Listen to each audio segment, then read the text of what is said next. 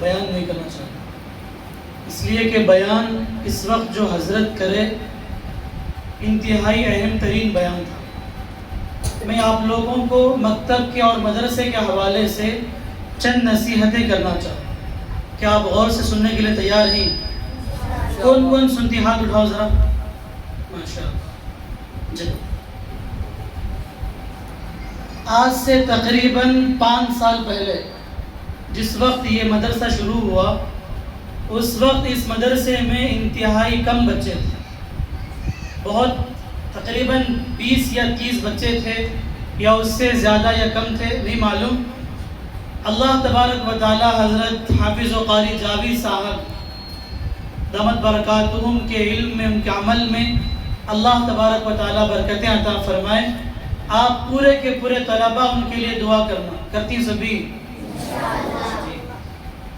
وہ آپ کے لیے بہت محنت کر رہے ہیں۔ آپ میں سے جو جہاں پر جتنے طلباء پڑھنے کے لیے آتے ہیں، ان میں سے اکثر کو پڑھنا نہیں آتا، اکثر کو کیا تقریباً سبھی کو پڑھنا نہیں آتا، الف سے لے کر یا تک، اس کے بعد تختی نمبر 3، اور پھر چلتے چلتے 7، 8، 10، ایسا پورا سلسلہ کرتے کرتے وہ آپ لوگوں کو پڑھاتے ہیں، اور پھر دعاؤں کا، حدیثوں کی پوری تعلیم دے کر وہ آپ کو مکمل پڑھنے والا بنا دیتے ہیں۔ سمجھ رہی میری باتوں کو؟ سمجھ رہی کہ نہیں؟ بولو سمجھ رہی، ماشاءاللہ۔ تو اللہ تبارک و تعالیٰ کا احسان یہ ہے کہ اللہ تعالیٰ نے آپ لوگوں کو بہترین پڑھانے والا ایک استاد عطا فرمایا۔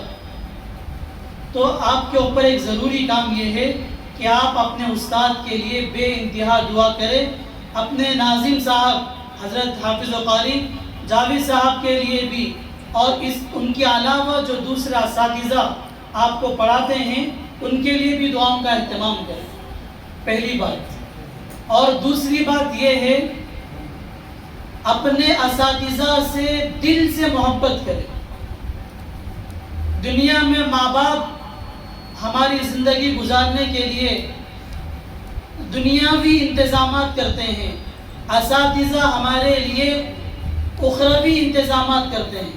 اسے ہمارے باتوں میں اگر بولے تو اس طرح بول سکتے ہیں، ماں باپ کا کام کیا؟ دنیا میں ہمارے لیے کھانے کا، پینے کا، سونے کا، گھر کا انتظام کرتی۔ اساتذہ ہمارے لیے موت کے بعد کی جو زندگی آنے والی ہے، اس زندگی میں ہمیں کیسا کامیاب ہونا، اس کی انہوں فکر کرتی۔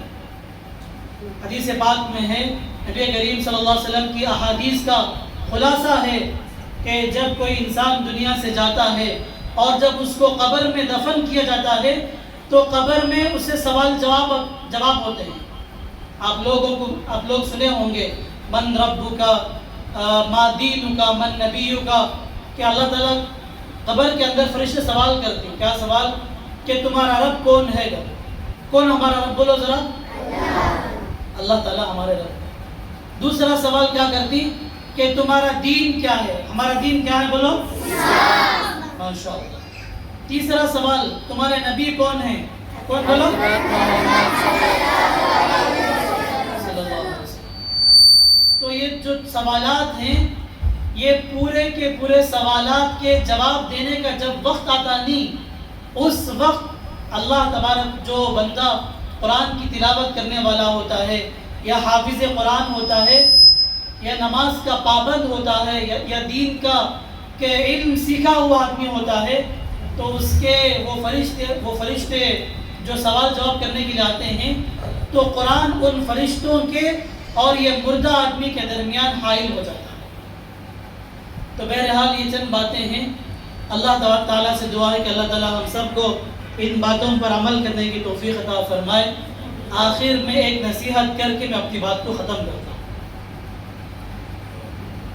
یہ جو دور ہے، یہ جو زمانہ ہے، فتنوں کا زمانہ ہے، اور فتنے اس قدر زیادہ ہیں، بچے سے لے کر بڑے تک، نوجوان، ہر کوئی اس فتنے کے اندر مبتلا ہے۔ اسکولوں کے اندر معصوم بچوں کے عقیدوں کو خراب کرنے کی کوشش ہو رہی ہے۔ مثال کے طور پر بنگلور کے اسکول کے اندر وہاں کی رپورٹ کیا آئی کہ اس پورے ایریا میں بچوں کو یہ کہا گیا کہ اسکول کے بچوں سے کہا گیا کہ تمہیں ہمارے علاقے میں جتنے مندر ہیں ان سب کے نام لکھ کر لے کر آؤ۔ اب مسلمان بچوں کو مندروں سے کیا کام؟ کیا تو کام ہے کیا؟ بولو، کچھ بھی کام نہیں ہے۔ یا پھر بچوں کو چھٹیوں کے موقع پر جو ٹور کو لے کر جاتے ہیں وہ تقریباً پورے کے پورے ٹور مندروں کے پاس لے کر جاتے ہیں۔ ایسا آپ لوگوں کو بھی ہوا ہے گا، ایسا ہوگا نہیں کہ اسکول سے آ کر چھٹیوں کے موقع پر ٹور میں نکلے، جہاں بھی جاری مندراں۔ تو پیارے بچوں، اچھی طرح سے اس بات کو سمجھو، ہمارے عقیدوں کو ختم کرنے کے لیے، خراب کرنے کے لیے بے انتہا کوششیں ہو رہی ہیں۔ اس میں سے یہ جو مدارس چلانے والے ہیں یا پھر مکاتب چلانے والے ہیں، اللہ تعالیٰ ان لوگوں کو جزائے خیر عطا فرمائے۔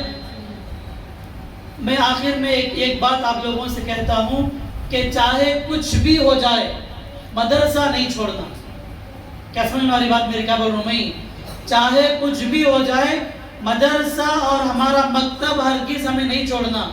اگر ہمیں مدرسہ چھوڑ دیے، اگر مدرسے کو بار بار چھٹیاں لے لیے یا پھر مدرسہ چھوڑ دیے، تو پہلا کام یہ ہوتا کہ شیطان کا ہمارے اوپر حملہ ہو جاتا اور شیطان ہم لوگوں کو گمراہ کر دیتا۔ دنیا کے اندر اسلام کو ختم کرنے کے لیے طرح طرح کی کوششیں ہو رہی ہیں۔ ان کوششوں میں اسلام کی حفاظت کرنے کا کام صرف یہ مدارس اور مکاتب والے حضرات کرتے ہیں کہ چھوٹے چھوٹے معصوم بچوں کی ذہن سازی کرنا اور ان کو بچپن سے دین کا علم سکھانا۔ بہرحال وقت انتہائی کم ہے، اس لیے میں اپنی باتوں کو مختصر کرتے ہوئے حضرت حافظ و قاری جاوید صاحب دامت برکاتہم کا شکریہ ادا کرتے ہوئے کہ انہوں نے ہمیں اس قابل سمجھا، ہمیں دعوت دی۔ اللہ تعالیٰ ان کی محنتوں کو بے انتہا قبول فرمائے، اللہ تعالیٰ اخلاص کی توفیق عطا فرمائے، اور یہ جو مدرسہ ہے، مدرسہ معراج القرآن، اللہ تبارک و تعالیٰ اس کو تا قیامت جاری و ساری رکھے، اور یہاں سے پڑھنے والے طلباء کو اور یہاں سے پڑھنے والی طالبات کو ان کی زندگیوں میں اللہ تعالیٰ برکتیں عطا فرمائے، اور اللہ تعالیٰ ان سب کو فتنوں سے حفاظت فرمائے۔ اللہ تعالیٰ ہم سب کو ان باتوں پر عمل کرنے کی توفیق عطا فرمائے۔